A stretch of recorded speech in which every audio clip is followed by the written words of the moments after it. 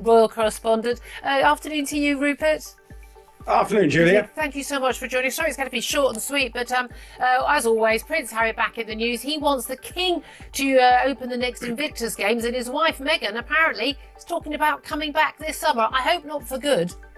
Well, coming to on an anniversary, the 1 year anniversary before the Invictus Games, which takes place next year in Birmingham. And she's done this before, but the frustrating thing at times for the Invictus Game organisers is when she appears, she overshadows everything else because the story becomes about her. And that will be the worry for the Invictus Games organisers. The King, the relationship with the King and Harry is at all times turning everything into a soap opera. And really, the Invictus Games, it's a distraction, this whole thing. So in many ways, you want the Harry and the King to have sorted out their relationship, because you would expect the King to go to something like the opening of the Invictus Games next year. It would be standard, almost normal royal protocol. That would, and that would be a good way. It's something worthwhile. It's something that we all approve. That was what we liked Harry when he set up the Invictus Games, isn't it? It is absolutely fascinating that it's still ongoing. It's interesting at the weekend we saw these reports that Prince William has basically hired a sort of crisis management PR specialist to deal with basically all the ongoing fallout, whether it's about Harry and Meghan, whether it's about Prince Andrew, or the artist formerly known as Prince Andrew, and his relationship with Jeffrey Epstein, and none of this stuff is going away. Yeah, and this is the problem for the royal family. They have got to get on the front foot, but every time they try, the Andrew story seems to have another twist to it. He is, I think, definitely the low-hanging fruit, whatever you say. And Peter Mandelson's interview wasn't quite in the Prince Andrew class yesterday, but you feel he was, there were some similarities. You feel. But at the same time, for the royal family, they do need to try and get on the royal right foot and get in terms of public opinion, just some distraction from the Harry soap opera saga, the Andrew problems, and that's the difficulty for the royal family. So you can see why William's done it. Well, when it comes to Harry and Meghan, I always feel a little bit of ashamed when we're talking about it all, because it's like, why am I doing it? And yet they are endlessly fascinating. What can I say? But it's really interesting. Again, even when, say, it's about someone else's relationship with Jeffrey Epstein, in the case of Lord Manderson speaking for the first time in an interview on the BBC yesterday, where he declined to apologise to victims of Jeffrey Epstein, but basically justified things. Basically, well, I was a gay guy. I'm a gay man. I wasn't aware of what was going on. This was obviously a separate part of Jeffrey Epstein's life.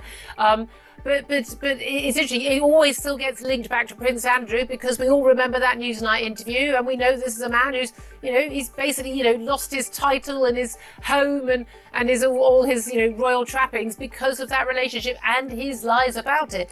Well, Lord Manderson's lost his job as the UK ambassador to the US, but hasn't lost much else.